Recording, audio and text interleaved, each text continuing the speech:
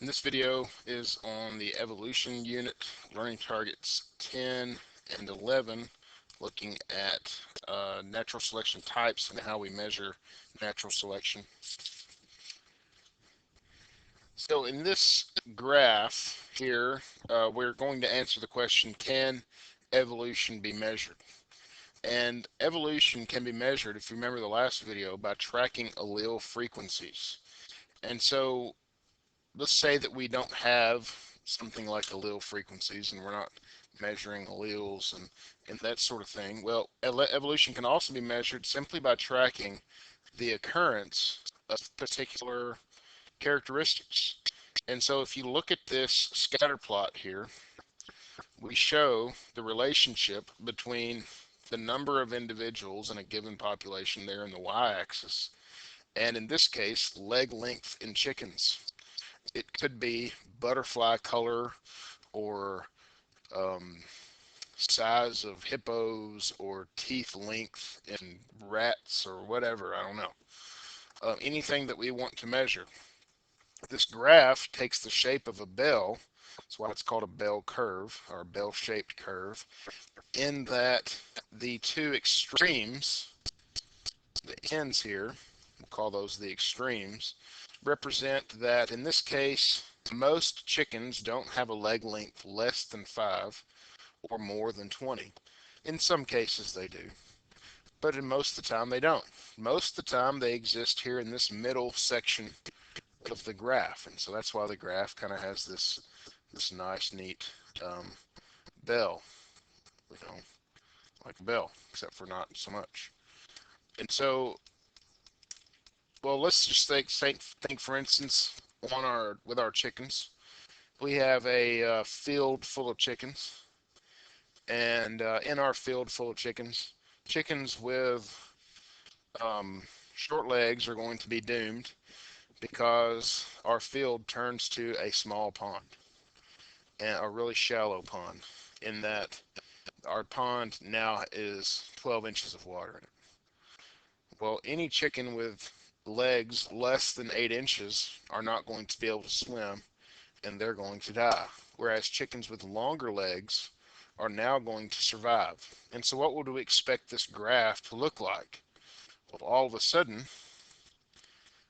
the graph is going to move, right? Because longer leg length chickens are now going to be the norm, and shorter leg length chickens are going to be more of the extreme, and still our leg length chickens are more of the extreme on the other end.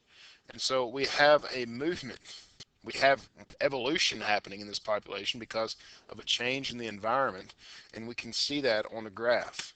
Well, there are three main types of graphs that are going to happen besides our standard graph here, which shows just the common phenotypes.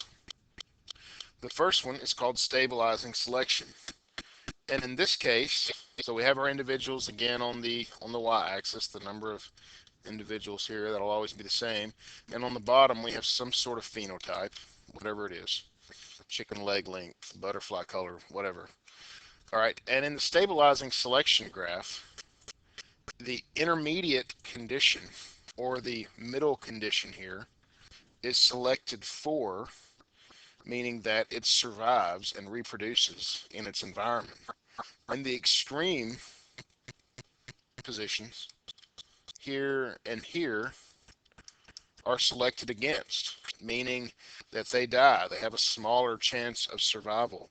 And so in this graph, the ends are pulled towards the middle, and the top of the bell increases.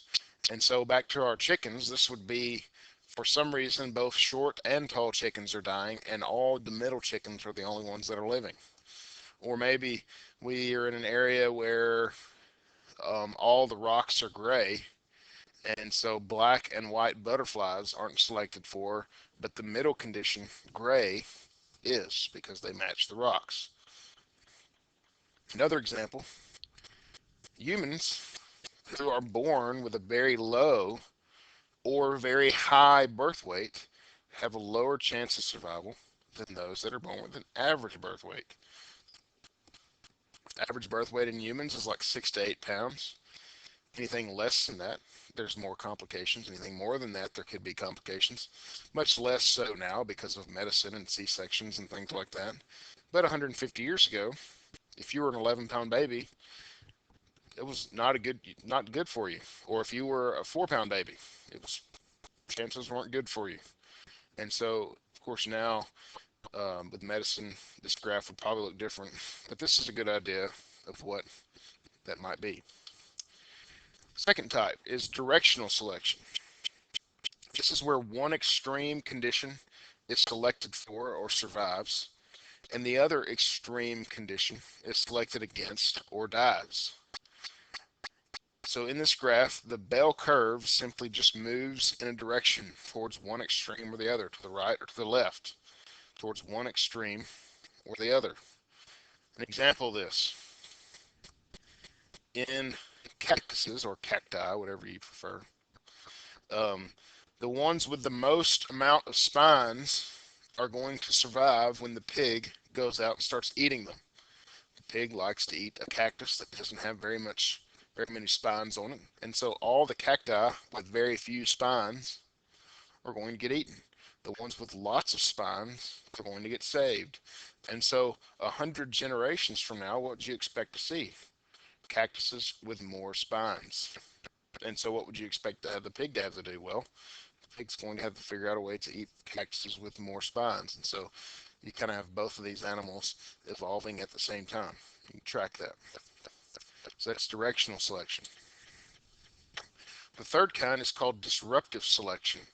This is where both extremes are selected for, both extreme conditions survive, and the intermediate condition or the middle condition is selected against.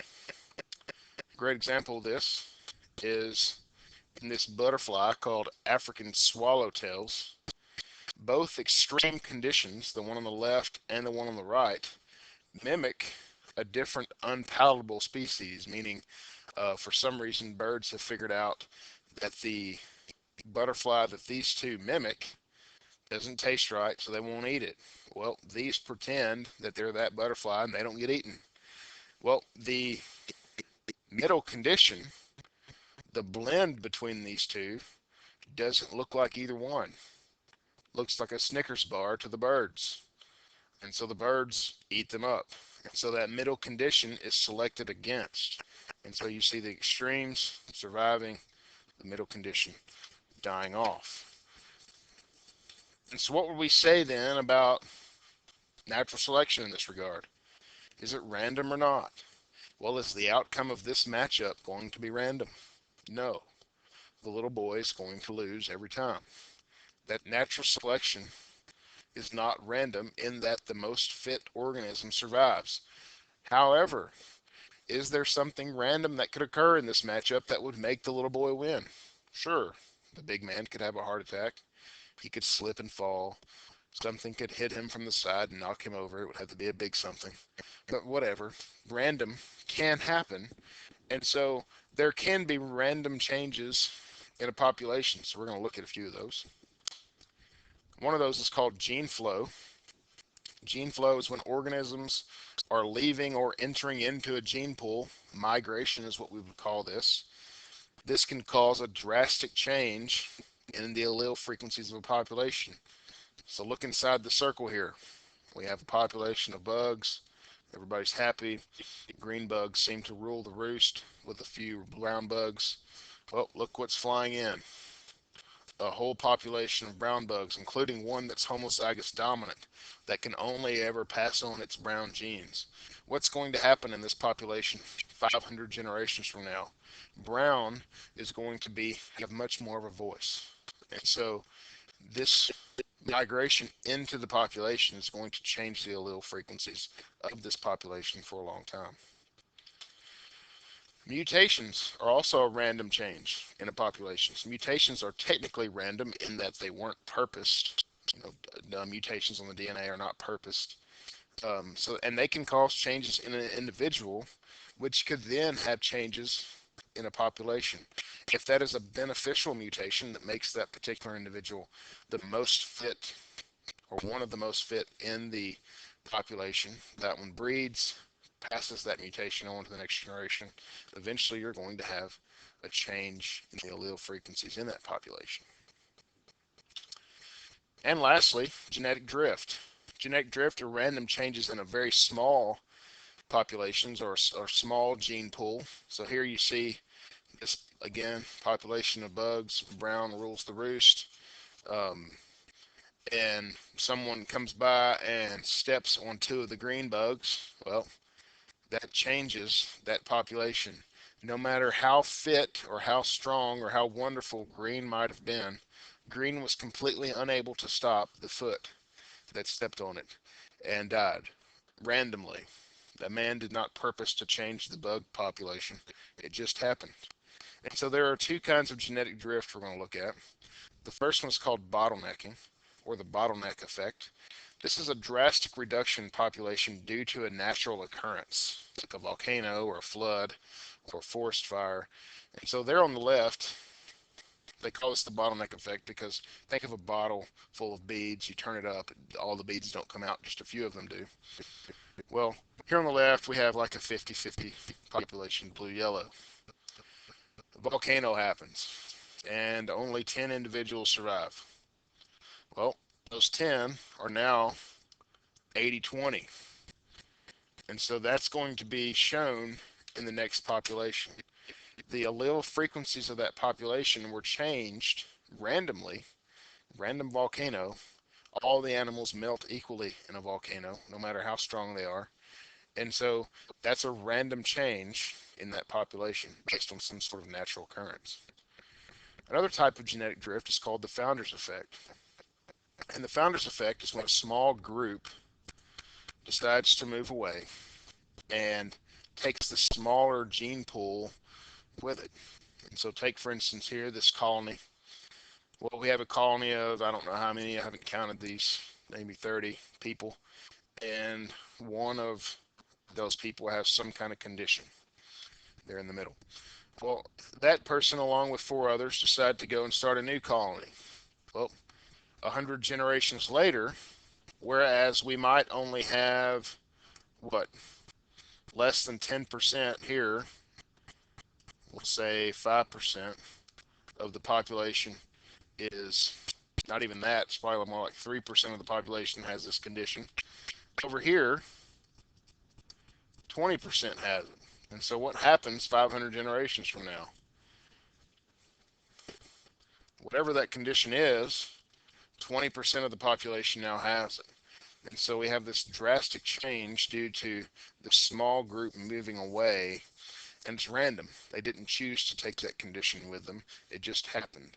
And so that can't happen, particularly in human populations. This has been seen, but it can also happen in animal populations as well.